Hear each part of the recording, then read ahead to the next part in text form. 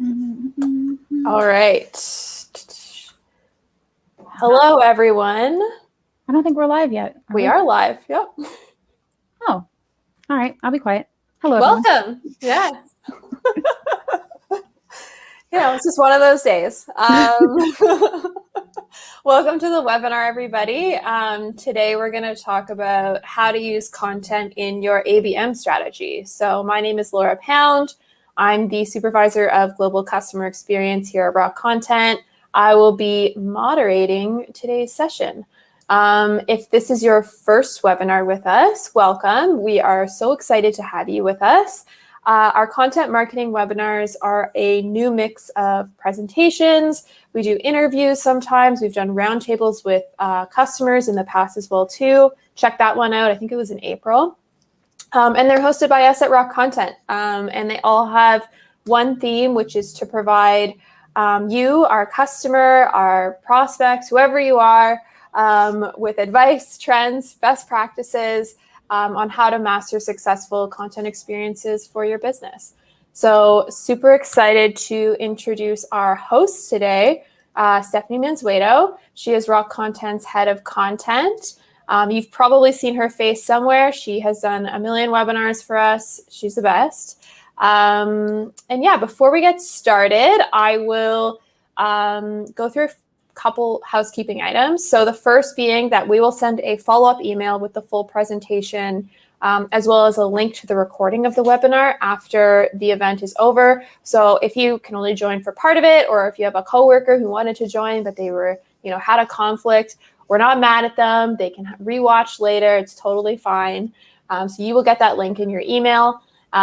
Please also feel free to share your questions in the chat box on the right-hand side of the screen, I think.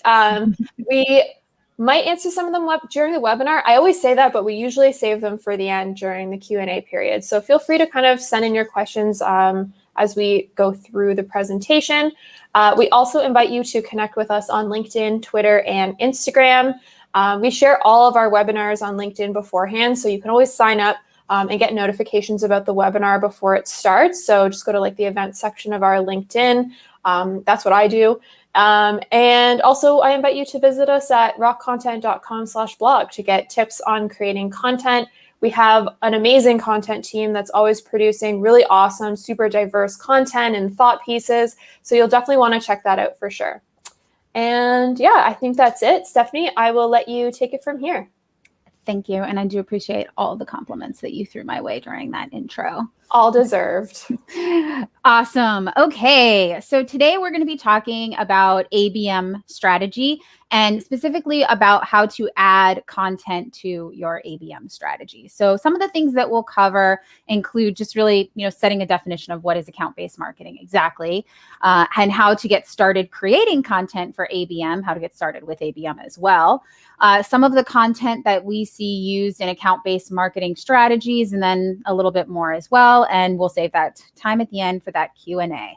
So we, as always, with every single one of these webinars, we have a lot to get through too. So let's jump in. Hopefully level set on this, the amount of coffee I pounded before I started this, because I can feel it. All right, so let's start this session with talking about what exactly is account-based marketing. So always like to do that elevator pitch, that elevator description of something first before we kind of drill in a little bit deeper. But in its most simple form, account-based marketing is a business strategy that concentrates on a set of target accounts within a specific market. A little bit more specific, with an ABM strategy, marketing and sales teams will often align to target best fits accounts and then work those accounts to turn them into customers. Content plays a huge role in being able to do this successfully. So to kind of summarize what it is, a marketing and sales team will work together to identify accounts that align best with their ideal customer profile. And they could be broken up into different attributes as well, but that's stage one. Let's identify who the heck we think is going to be a good customer for us. Then we're going to create content or marketing campaigns that are very specific to that account. We're going to market the hell out of them with relevant, valuable content. And then once we do this, we will like move backwards here and measure our results to find out what worked and what didn't. So there's a lot of reasons that a business could be interested in creating an account-based marketing strategy, because there are so many benefits from it. Some of the ones that I feel have been the most impactful here for us are, rather than taking a generic approach to the marketing and content campaigns that we create, account-based marketing allows us to create more personalized content to the account's attributes and needs. And we'll dive a little bit into what attributes we're talking about in a second. ABM also really has helped align and bridge a gap between our marketing and sales organizations, because it forces us to work together to identify those target accounts and then actually create personalized and tailored campaigns for them, rather than just creating an ebook that can be, just sent out into the world to whoever and downloaded by a bunch of people that are not relevant to us or not someone who's actually going to buy from us. An ABM strategy really forces us to take a look at the content and the campaigns that we are creating and try and create campaigns that actually are going to potentially grow our accounts and get us the right customers. And since we are in B2B and B2B SaaS, specifically, we know that the sales cycles in B2B are incredibly long. They often include multiple conversations with lots of stakeholders within an organization. For example, usually when we get that first initial interest from a prospect, it's not the person that can make buying decisions. And so we have to, peel back and did you lose me at all? No? Okay. Those first, I don't know, because it's really coming down outside. It's scary. It's Florida. Who knows? There could be a hurricane. Who knows? But yeah, so those very first conversations that we have with our prospects and people that are interested in our products and services, it's usually not the person who makes buying decision. So we have to talk about the value of our product. Then they have to loop in their boss, and then they have to loop in their boss, and then they have to loop in their boss. And we can be in a sales process or cycle for months. With ABM, it can actually shorten those sales cycles, because rather than a traditional approach, which often aims at lower levels within an organization, we kind of nurture all prospects at all levels simultaneously. And so we're not trying to talk about simple things that is going to attract more junior people. We're actually really trying to target everyone. And this was a really cool stat that I found in doing some research for this webinar. And it said that 92% of companies recognize the value in account-based marketing, going as far as calling it a B2B marketing must-have. And I 100% cannot agree more. As B2B marketers here, we have really truly found that the best way for us to get the accounts that we want, to market to our ideal customer profile, to not waste time chasing leads that are not really truly qualified or able to purchase our product. We see a huge increase when we focus on account-based marketing rather than just a generic approach. Scary out there. So let's kind of talk about how we can get started creating content for account-based marketing. And I think this is the very first thing that we all need to think about as marketers, right? Is we need to abandon the idea that we should be trying to reach as many people as possible, because account-based marketing is not like that. Account-based marketing is not like just hook them all, get everyone and anyone's attention. No, it's a much more strategic approach to attracting the right people to your content and to your marketing campaigns. So step number one, who the heck are we going to be targeting, right? The first step into creating an ABM strategy is to identify the accounts that you should be targeting. And that could be in 3 different buckets, right? So are we going to be attracting prospects, meaning people who don't use us yet, may know who we are, but are not technically our customers? Are we going to do an ABM strategy to our customers? Are we going to try and grow those accounts, upsell those accounts, get more business out of our existing customers? Are we going to try to attract partners that can potentially resell our products or services to their audience? Or are we going to do a combination of the 3? And here at Rock, we do a combination of the 3. We are always looking to find new customers. Who the heck isn't? said nobody ever, right? And we also want to, get our customers more adopted into our products and services. There's always potential to grow. So we're always doing an account-based marketing strategy in order to engage our customers, get them excited about, our new product offerings or our new services. And then we want partners as well. We're always looking for more partners to help us expand our reach within our markets. So first step here is to do your research. So you've got to find out, who that target or who that target account list is. And we do that by finding out like what is their audience, right? What are their needs? What challenges are these accounts facing? How do they consume content today? Are they mostly reading blogs? Are they looking at ebooks? Are they, engaging with interactive content? And then who makes up their buying committee? How many levels are we going to have to go through in order to get them to make a purchase? And the truth is that the answers to a lot of those questions can actually be found through conversations with your customer-facing teams. So sales, customer success. If you're not having regular meetings with those teams, I suggest you do it now. It's super important for us.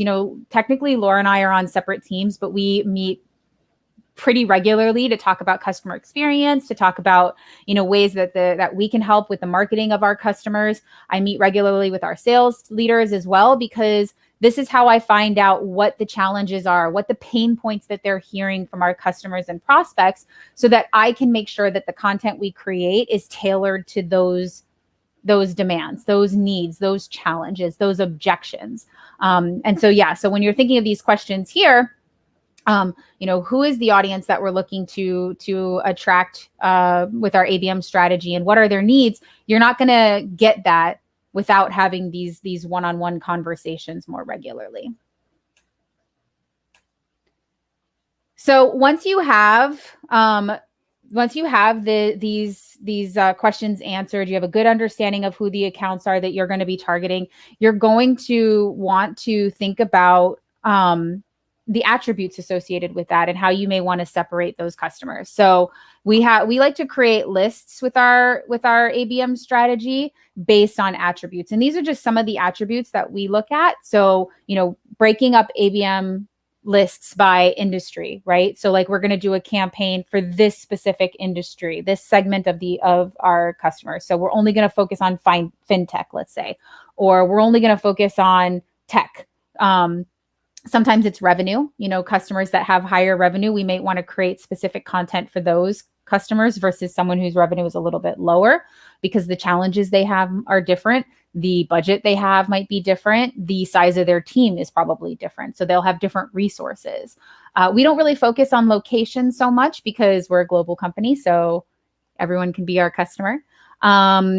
Technology usage, you may want to segment your ABM list based on the maturity of a customer's marketing stack, for example.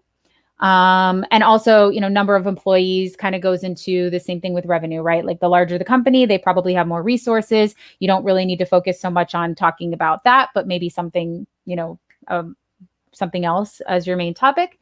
How often they use your competitors' products, right? So we may have accounts that we want to target that we are aware are using competitors' products. And so we may want to, send them different content than customers that don't have a product at all today.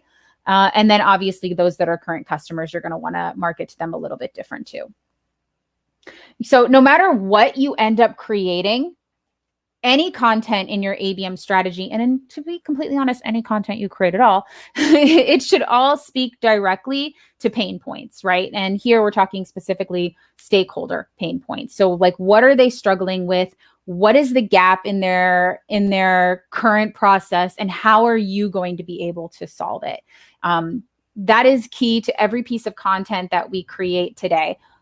What do we know as marketers that other marketers are dealing with their content creation? I know because I'm a marketer and I probably have the same challenges as other marketers. And there are features, there are value adds of the products that we have here at Rock that I know are going to solve marketers' challenges. And so when I'm creating content for ABM, I focus on those pain points. So what's my biggest challenge as a marketing leader?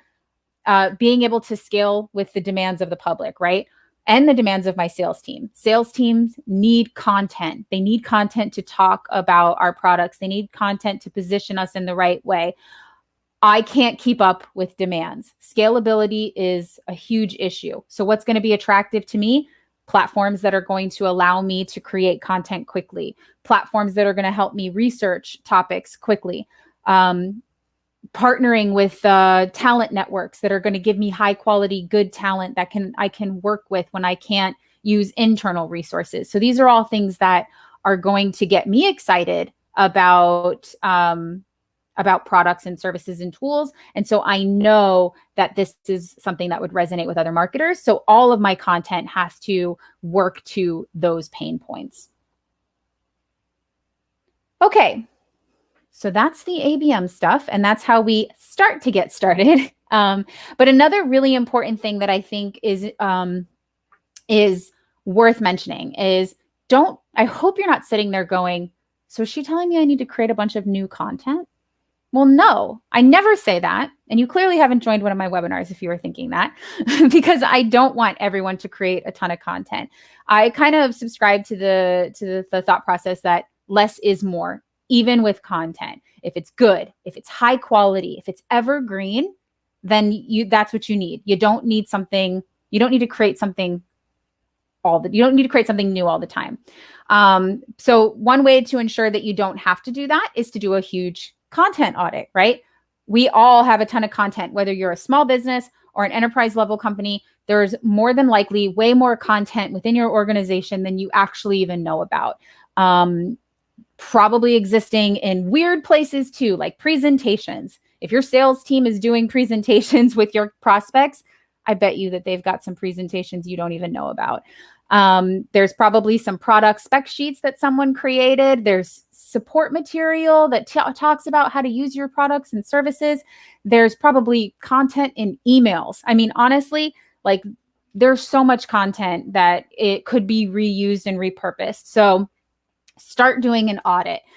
Do content by the funnel stage, right? So like when you're digging through your audit, looking at your blog, looking at your rich materials like ebooks and white papers, looking at presentations that customer success and sales have created, look at them through the lens of where would this work in the funnel. So top funnel content often includes thought leadership pieces. So like long form articles, stuff that's really created to position you as leaders within your space, sharing best practices, sharing knowledge. That's really good, solid top funnel content. It also includes blogs, ebooks, some videos, and infographics. For us in the top funnel, we definitely have our blogs, which are available in multiple languages and really aim to be like those educational pieces, like, how to do X, when to do X kind of stuff. And then product tour videos. Those are like things that just give you like a little sneak peek into our products. But yeah, that's just like a general overview of top funnel. In the middle funnel, we're looking at content like case studies, white papers, product focused collateral. So stuff that goes a little bit deeper into your product, and then content like this one, webinars. And then this webinar, though, I would say is probably more top funnel. We do have some webinars where we're a little bit more focused on our products and our services, but this one, it's not about our product and our services. It's the sharing of knowledge. So it's probably a more top funnel piece of content. And then bottom of the funnel content would include like free trials, pitch decks, product specific materials such as spec sheets or data sheets and stuff like that. So do that audit, organize the heck out of it into a Google sheet, and kind of map what assets would work in what stage. And this is a really good project to do in collaboration with your sales team. Get their ideas of like, hey, what have you used to like seal the deal, at the end of the buying cycle? We have a couple of ebooks that we created that kind of talk about the competitive differentiator with using a product like ours, which is, referencing here Ion, which is an interactive content platform, versus creating interactive content custom dev. And so that is a very deep funnel asset that's really intended to say, look, if you use our platform versus using a custom developer, this is how much time you are going to save. So, that's just kind of like an example of like a really, really deep funnel piece. And I want to know how impactful that is on the sales team. So like, this is a place where you can have really good conversations. So as you audit your content, identify pieces that are relevant to your intended audience, effective, and do that based on analytics, right? Not based on feeling. And then easily modified to speak to your target audience. And so what I mean by that is like, we have multiple assets that are aiming to educate. So like, interactive content, best practices. Like, let's say we don't actually have that. I just threw it out there. No, we do. We do have that. Best practices. We definitely have that. Yeah. I know. Best practices for creating an interactive infographic. I think that's actually what it's called. I could easily redo that with some simple changes to be best practices for financial technology infographics. So that's what I mean when I say easily modified to speak to your target audience. Identify pieces that you could make simple modifications to and relaunch it to those target audiences and target accounts. And then there it is, right? Reuse and repurpose as much as you can. Identify those evergreen pieces that can easily be updated to target to a specific account. More is not better. Do not just go and say, well, I need to create 50 new pieces because I have these 50 accounts to target. No, there's probably an opportunity for you to just massage the copy and turn it into a piece of content that'll really work for that specific account.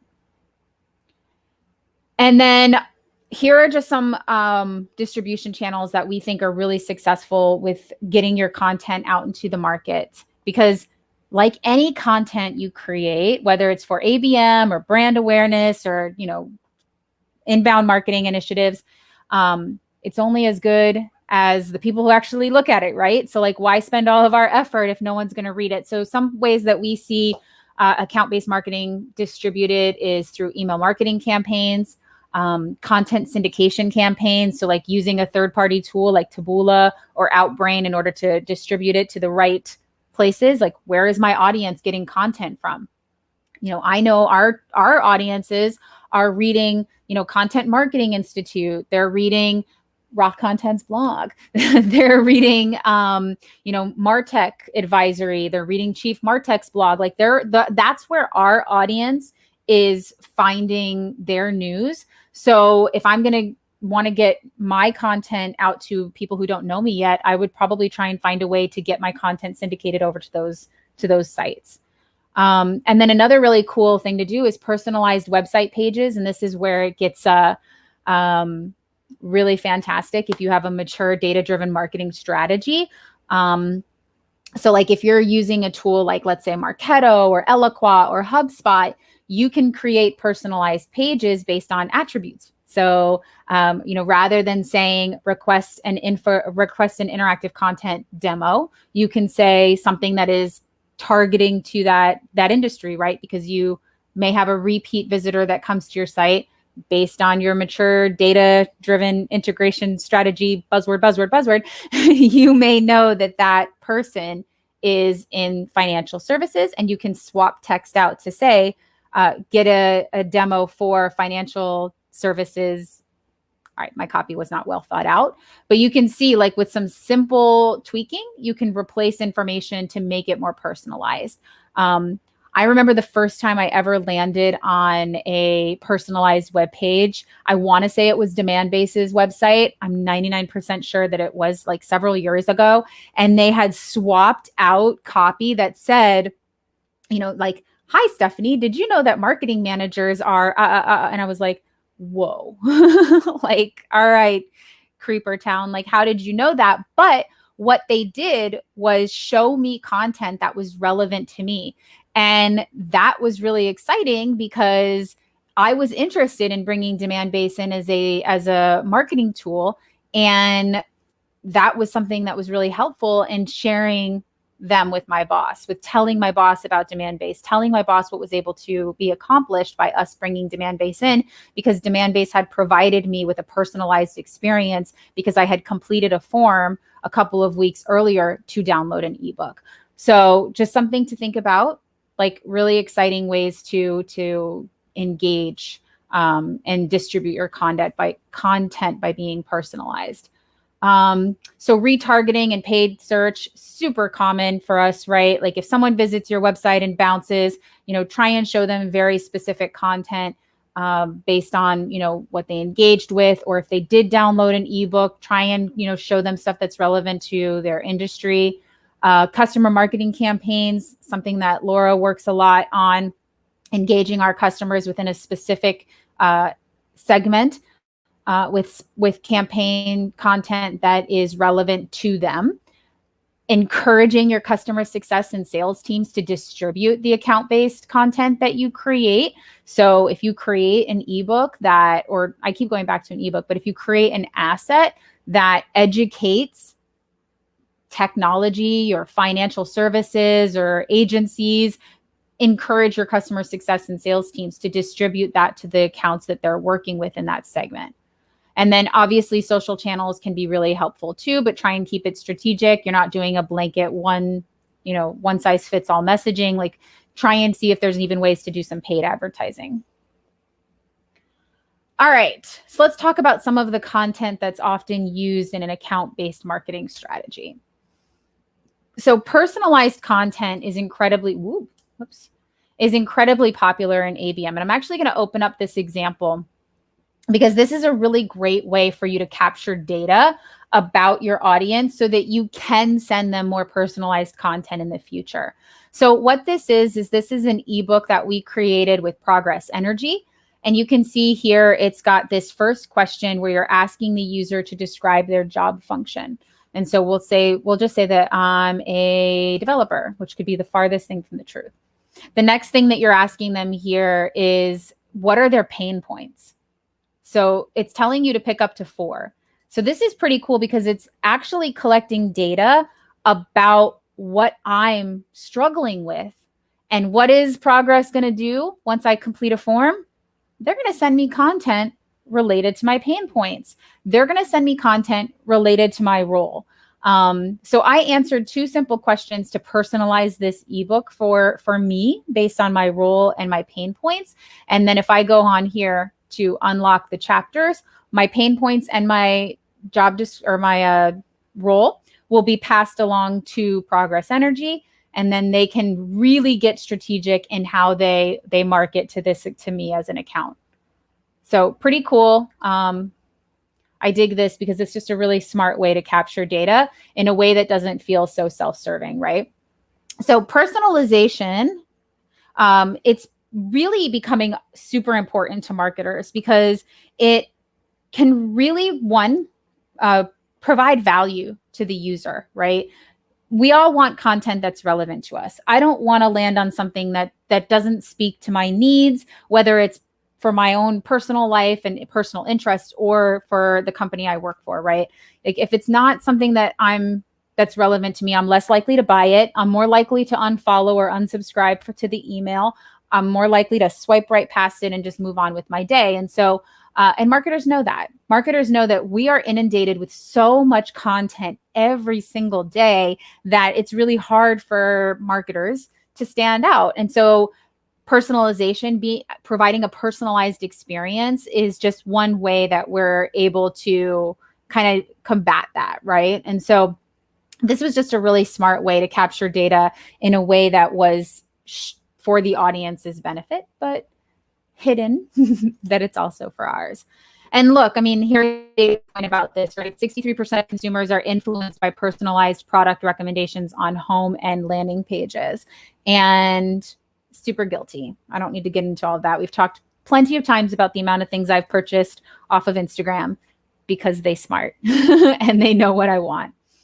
Another type of content that's super popular in ABM is ROI calculators. I don't need to open up this guy here, but essentially, ROI calculators are really trying to show the return on investment that you can expect by purchasing a product or a service. So as a service provider, as well as a SaaS, we want to tell our audience what they can expect in terms of a return if they purchase our product. And so we have several calculators that show you, so, okay, you create 20 pieces of content today. If you continue on this path using our platform, this is when you will get your return on investment. And it's really helpful to the sales cycle because it answers complex questions. So we definitely see these used a lot in our ABM strategy, and really, really helpful in that bottom funnel of the buyer experience. And the same thing with solution finders. If you're like us and you have a complex complex product or level of services, it's really helpful to users to be able to build their own package. We have 4 products. We have, I don't even know how many services, like dozens and dozens. And it's really helpful to put your audience in the driver's seat of creating the best package for them. So this example here, when we send out the presentation, you guys will be able to explore these links directly as well. But this example here is allowing users to create the extended warranty that's right for them. So they answer questions about their budget, about their car type, how old their car is, what condition their car is in. And then based on those questions and those answers, they are recommended a product. So so super exciting. But the most important thing, I think, is with ABM, much like any content strategy, is to make sure that it's a diverse mix of content formats. So this is an example of a campaign that we did that we originally rolled it out as just a regular content, an inbound marketing campaign. But I do see some value in us doing some modifications and adding it to our ABM strategy, specifically for our customers that are in need of content strategy support. So what this is it started out as 2 blog posts that educated our audience on what personas were. Then I hosted a webinar on educating them on how to build their buyer personas. Then the next piece of content sent to them was this ultimate persona generator, which is probably one of the coolest pieces of interactive content we've created in a while.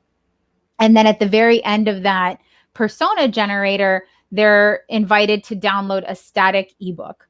So solid mix of different types of content, blogs, so written SEO content. Anyone out there, Googling what the heck is a B2B persona could hopefully, if we did our job right, land on our blog post and then get invited to watch this webinar that I did, and then get our persona generator, and then ultimately get that ebook. And then by that time, they're so jazzed up, they're so excited, and they're ready to work on their personas and maybe even hire a partner to help them. Just really quick before you move on to this next section, I just want to say that I see all of the questions that we're getting in the chat right now, and we're going to save those ones for the end. So if anyone still has questions, please keep sending them. I'm saving them all. Perfect. I actually think for the first time in forever, we may end a little earlier than normal. Like Laura and I, our webinars are usually like the full hour.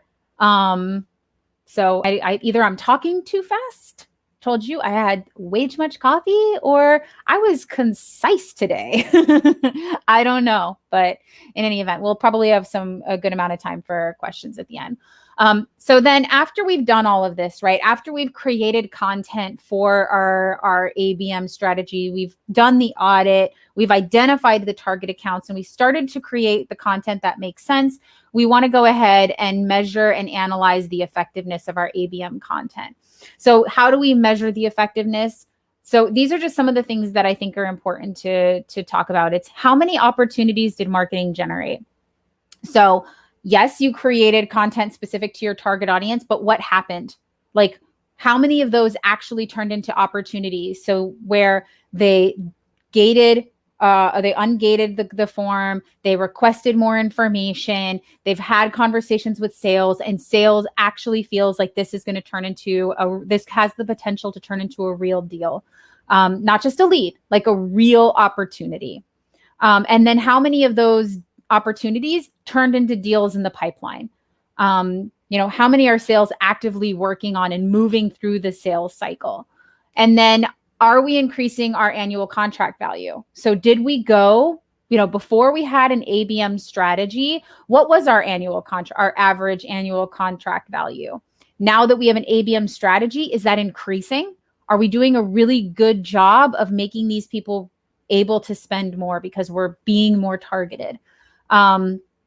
And then also, are the target accounts engaging more with our website and our content? So, yes, we're sending this content to our targeted account list, but are they returning? Are they coming back to our content? Are they actually looking at our website? Are they diving even deeper on their own?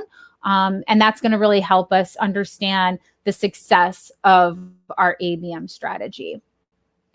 So I do want to show you guys, before I do the key takeaways, I want to show you this really cool experience that I think might actually help some of you that are asking questions about ABM.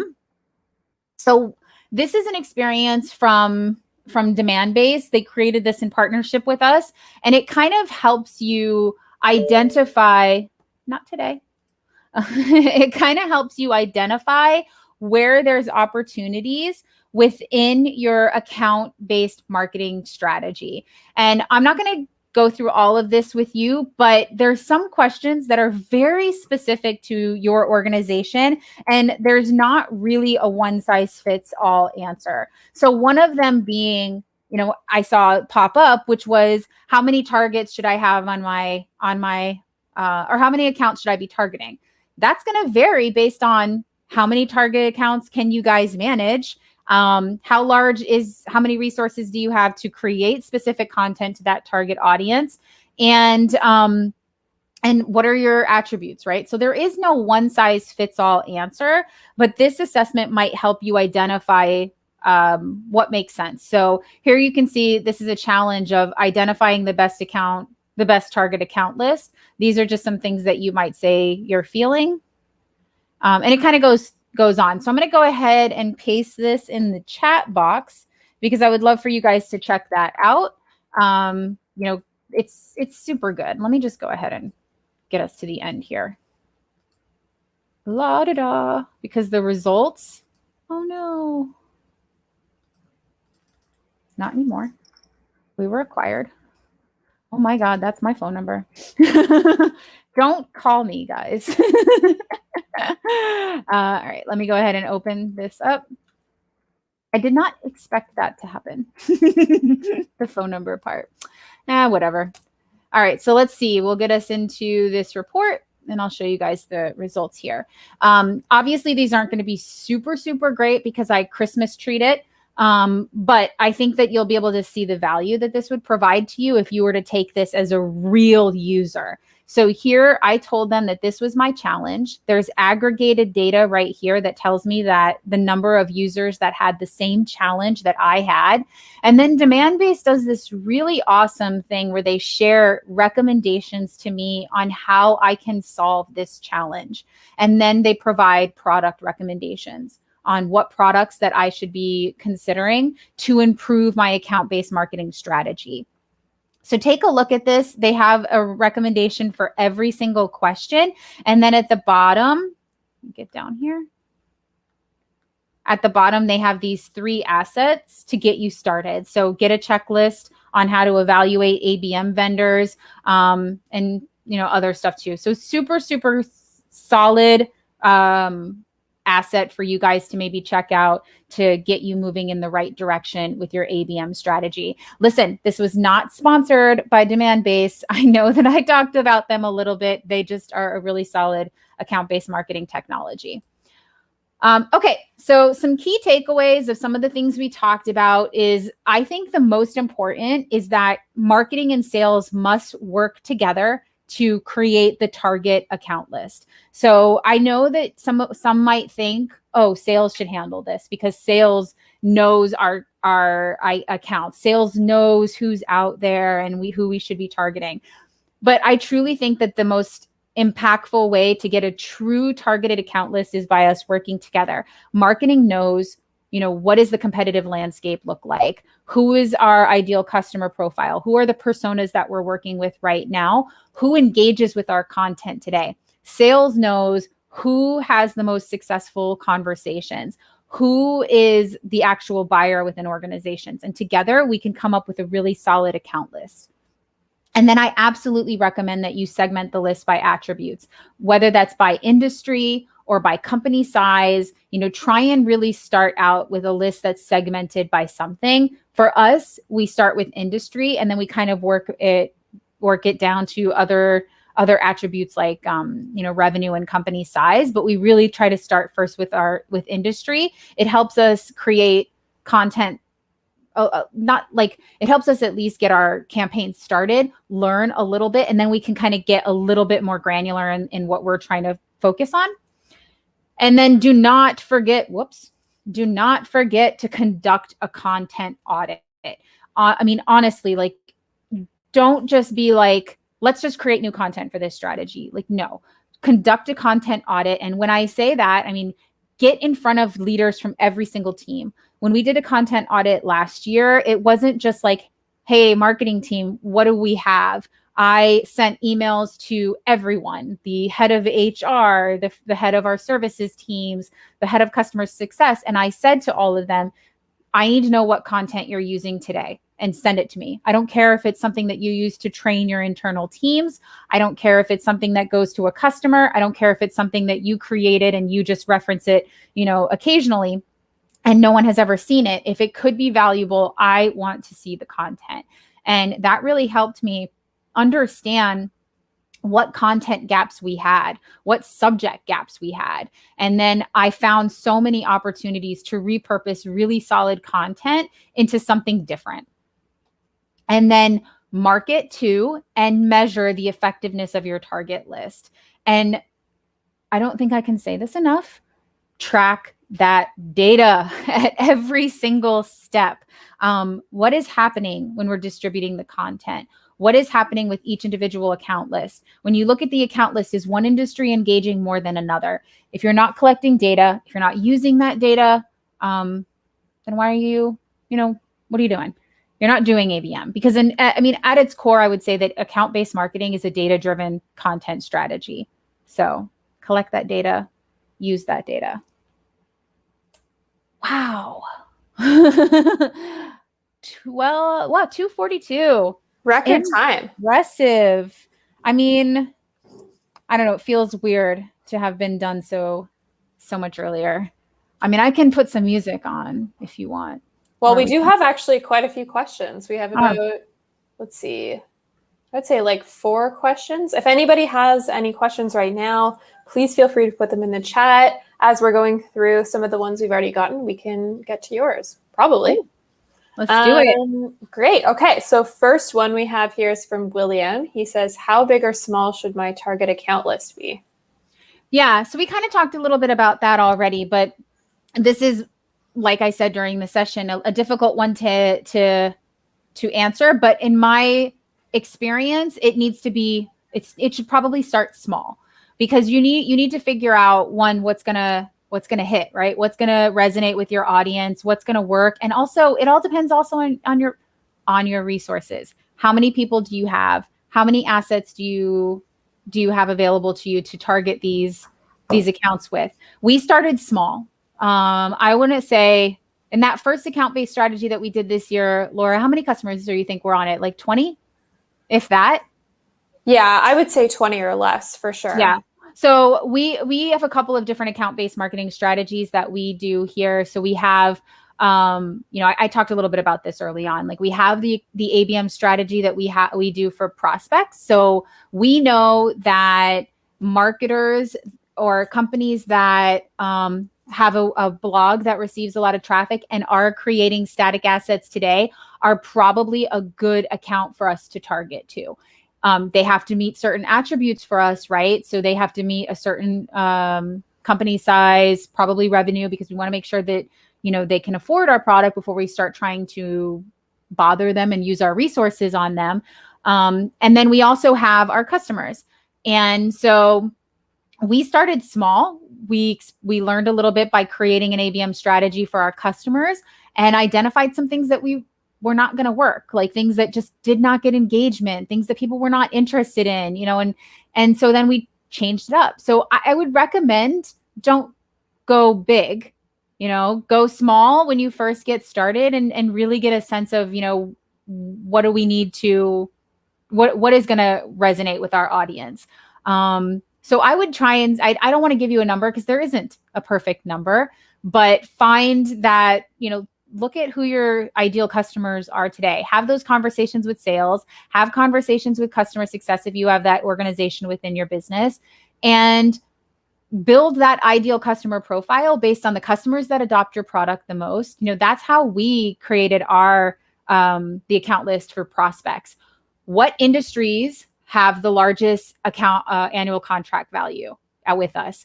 Which industries are buying more of our products and services? And what roles are those people, right? Like, is it a VP of marketing or a marketing manager? Is it a marketing director or, a content director? So those are just some of the things to start thinking about. I hope that answers it kind of, sort of. As good as I can, William. It's tricky. Yeah. I mean, I think it does differ for every business. And I would say for our customer marketing one, not only did we target a small number of accounts, but we also didn't email every single person that we know at those accounts. We just targeted key contacts within that, saw how that did, and then we're iterating on that in future ABM strategies as well too. So it's such a challenge in marketing too, I feel, and content, right? Like, so many questions come our way and it's like, well, it depends. Yeah. Because unfortunately it depends. It's the same thing with like conversion rates. Like when someone asks me, what's the conversion rate on an interactive assessment? Like, I can tell you the average, but it's really going to depend on the questions you ask, on where you place the gate, on who you're driving to this experience. It's like a whole thing. So it depends, William, and I'm sorry. Yeah, it's more of an art and not a science. Yeah. All right. Next question we have is from John. He said, I don't think I have enough data to create proper segmentation, but I still want to start an ABM strategy. So how can John start? So I think it's similar to what we said in a second ago, is let's start having some conversations with sales. So if you have a marketing automation platform, more than likely there's some data that you do have. So if you're using, HubSpot, or if you're using Marketo or some kind of marketing automation platform to send content to, and to do, maybe you have a CRM or something, you probably have some data in there. But if you don't have those tools, I would start with having conversations with sales and build your ideal customer profile, and then start doing targeted campaigns on LinkedIn to that ICP. So, small businesses can do ABM strategy. It used to be something that was mostly used by enterprise level B2B companies, but I definitely think that there's an opportunity in small businesses as well. So I would start there, build that ICP, and then start sending segmented, targeted campaigns in platforms like LinkedIn. Obviously, this depends on your business. You may be B2B or B2C. If you're B2B, then yes, go to LinkedIn. If you're B2C, maybe you want to do something a little bit like Instagram or Facebook, depending on where you promote your content today. Content syndication could also be something that you could be interested in. So like, where does your ICP consume content? Are they on a specific site reading blogs? Do they read, like I said earlier, ours is on sites like Content Marketing Institute. They're on any, blogger, or they're on demand base, right? Like, they're reading on tech blogs, and that's where we should be syndicating our content to. Find where your niche is and start there. And don't go for something that's, I think that your attribute should be probably focused on, industry or role at first. So like, are you targeting marketing managers? I'm speaking for myself, right? Like, are we targeting marketing managers? Are we targeting content directors? And that's super easy to do in most social channels. So that's how I would start. I totally agree. Great. We have, I think, 2 questions from Samantha, unless there's 2 Samanthas asking 2 questions. But anyway, first question from Samantha is, should I change my entire strategy to ABM or just add to the major digital strategy?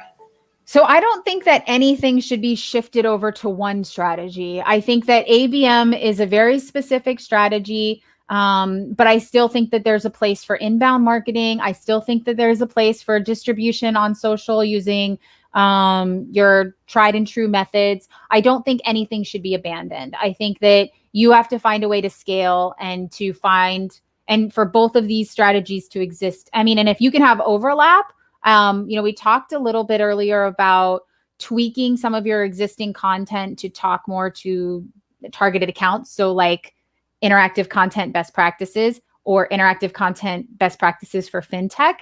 If you can find opportunities to just do something like that, then they can coexist. Because don't put all your eggs in one basket, right? I agree. Is that the saying? That is the saying, isn't it? It is, yeah. Okay. Yeah, I would say for us, like our ABM strategies are definitely not the only customer marketing that we're doing, and we wouldn't want it to be because it's very targeted, and then you have other customers that you want to communicate with as well too, right? So it depends on your goal. All right, we've got a couple more that have just come in here. So one from Gus, he said, I've tried website ABM campaigns before, but I didn't get the results I wanted. Is there a best practice for knowing which channel resonates with your audience the most? So, I mean, it all goes back to looking at the data. I know that our audience is not on Facebook. I also know that email has less engagement with internal accounts than, let's say, than LinkedIn will have with external accounts. Sales distribution and customer success distribution of content is much more impactful when they send it directly from the CSM versus us sending it in a marketing email for our targeted accounts internally. Same thing with sales distributing content. So I guess, Gus, the question is, how long did you give it? What did you do with the data and the performance data? Did you analyze it and see, where there were opportunities? I mean, as marketers, I think we all know that we just got to keep, it's like, not everything is going to knock it out of the park the first time. Because I mean, honestly, it could have just been the content, right? Like it could have been a content piece that wasn't as relevant as you thought.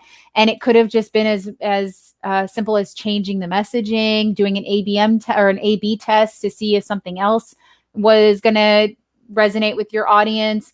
For us, LinkedIn is a huge driver, right? LinkedIn is super impactful for us at getting people interested in our content. We do a lot of SEO best practices and technical SEO to get people to our site organically. But I would also say communities have really helped us a lot too. Like we did some research on where our accounts were hanging out, and we found that there are a lot of communities on Slack and LinkedIn or Twitter, like marketing Twitter, I think is the hashtag, but it's like a group on Twitter where people talk only about marketing. I found so many of our targeted accounts just chilling on marketing Twitter, talking about content and content best practices. And guess what? That's my opportunity to share content that I think would be relevant to those accounts. So I would say that if at first you don't succeed, dust yourself off and try again, because, more than likely you just maybe could find something that you didn't experiment with. Yeah. There's always a lesson to be learned. Yeah. Do you have that song stuck in your head now? Which one? No. Dust yourself off, try again. Oh, I do. Yeah. Oh, now you do. Now I do. Yeah. Okay. All right. Next question from Samantha. What is the right balance of inbound and outbound within my ABM strategy? Oh, Samantha, coming in hot with those questions, those challenges. Good questions. Yeah. It is. Yeah. So, I would say that 95% of our ABM strategy is outbound. And I mean, we do have some inbound stuff that's like targeted content on our blog that's not necessarily distributed on email or social, but is like hoping for that organic reach of like, here's a blog on what financial marketers are doing for, interactive content. I don't know, I'm just throwing something out there because I don't remember what they are. But we are really focused on outbound because we know that that seems to be the most impactful. I hate to say it, it all depends. And there is not one size fits all. For us, outbound works more than inbound with ABM. So I think it just kind of depends on your audience yeah. But I would assume that, I hate to say I would assume, but I would assume that it's probably going to be more outbound than inbound too. What do you think, Laura? I agree. I think it's one of those things where you can't give like a definitive, like this is the only way to go. I think it really depends on your business. It depends on who you're selling to. Sometimes it even depends on like the region, like who responds better to what type of content. So yeah. I wouldn't trust any marketer that told me anything was a definitive way to go. Yeah. I just wouldn't. Just give me like a little bit of guidance on what you did, and then we'll figure out what works for me. Yeah, it would be amazing to have like a North Star, like if we were like developers and it's like, this is the best code, but unfortunately it's not always like that. Right. I know it is. Yeah, because there is, from what I understand, there is messy code. That's true. Yeah, and I'm sure there's actually, I don't even know what I'm talking about. I'm sure there's code that like people are like, we don't use that. That's not good. So yeah, I've watched Silicon Valley. I know that in Silicon Valley, there's been some situations where the engineer is like, oh, the code is so bad. Yeah. I'm like, but it does the job. Exactly. Okay. 2 more questions. One from Nicholas. He said, how do I determine the right target accounts for ABM targeting? Is there a correct way? So again, you need to talk to sales and customer success. And the best way to do this is to talk about who our most successful customers are today. Who has the highest, and this is just how we do it, who has the highest annual contract value, who's been with us the longest, who's most adopted in our product and services, who is what's the next one I'm looking for? Who's spending the most with us?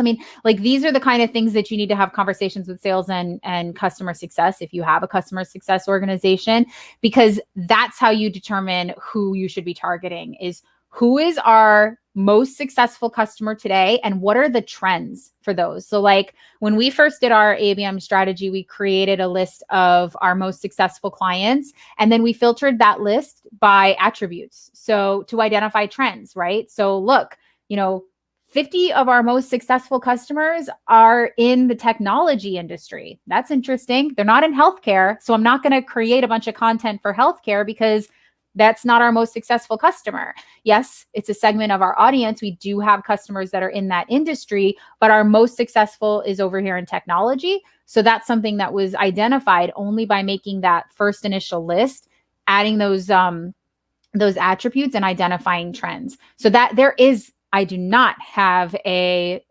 depends answer here. You need to talk to sales, you need to talk to customer success, and you need to identify trends based on your existing customers. I would also add to try to get as many of those trends into your CRM as possible so that you can make it like repeatable and surface as many of those accounts going forward as possible. You're always going to still probably need to check with customer success or sales to validate some of these customers, but it's going to make it a lot easier if you can identify like this industry does really well with us. So let's like make that part of our CRM, make it part of our company profile so that we can like surface those new customers as they come in and start to retarget them. I'm talking about on the customer side, but you can do it on the prospect side too. Absolutely. Yeah. Cool. Okay. Last question we have from Anna. She asks, what types of metrics are interesting to measure in an ABM strategy? Yeah. So we kind of went over this again at the end of the session, but we definitely want to know how many opportunities we're generating from our ABM strategy. Because, we have a lead gen marketing strategy, right? Like we're trying to generate leads, we're trying to generate MQLs, we're trying to hopefully generate SQLs, but that's like when we take a more blanket approach to what we distribute. We want to know how many opportunities we're actually creating from our ABM strategy from the accounts that we're targeting. And then of those opportunities, how many of them are deals that are going into our pipeline? So how many deals is sales working right now that are part of the ABM strategy that we created? And from when we didn't have an ABM strategy to when we had one, are we increasing our annual contract value? So because we're more targeted, because we're actually focusing on the accounts that are aligned with our ideal customer profile, are we actually getting higher ACVs? That's incredibly important for an ABM strategy because you are trying to get an increase in deal size by actually targeting people with personalized content that's relevant to them and they fit your ideal customer profile. And then are we getting an increase in engagement from our accounts on our site and on the content we create? So, what was the engagement rate for our target accounts prior to us becoming more strategic versus now after we started sending them more tailored ABM content? Awesome. I think that's it for questions. We just got a comment from Fernanda, and she said she loved the webinar. Thank you, Fernanda. We love that you joined us. Yes, we do. All right. I appreciate anyone that joins us for these. Exactly. Me there too. are a lot to do, and we hope you guys get value from them. Yes. So thank you everyone for joining us today. Like I said, we're going to be sending out an email afterwards with the replay link. So if you want to share the link with your colleagues or anything like that who weren't able to join, please do. And looking forward to seeing you guys next month for our next webinar. Yay. Thank you again, Laura, for joining me. Thank you, Stephanie. Bye.